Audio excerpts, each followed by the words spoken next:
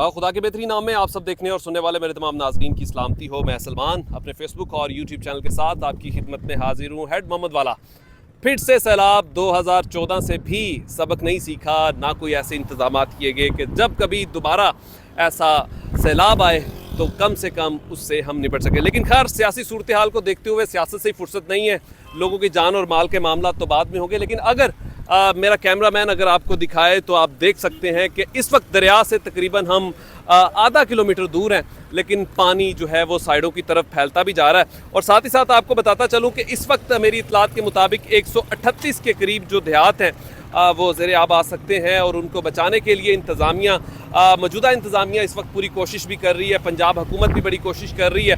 और मज़ीद अगर आपको बताता चलूँ तो तकरीबन 70,000 के करीब लोगों को जो है वो यहाँ से नकल मकानी करने के लिए मजबूर भी किया गया, निकाला भी गया, ताकि उनकी जान और माल किसी तरीके से जो कुछ बचा सकें वो बच सके। अगर मेरा कैमरामैन दिखाए तो यहाँ पर वो तमाम डिवाइसेस जो बम धमाका करने के लिए थी वो भी उन्होंने नफ्स कर दी हैं, ताकि कभी भी पानी का बहाव जो कि कहा जा रहा है जनूबी पंजाब की तारीख का सबसे बड़ा जो है वो रेला यहाँ से गुजर सकता है, तो उस हवाले से भी इंतज़ामिया की जानिब से तमाम तर इंतज़ाम किए गए हैं ताकि इस बड़ी आफत से बचा जा सके। मज़ीद अपडेट के साथ आपकी खिदमत में हाजिर होऊंगा और देखते रहिए सलमान से।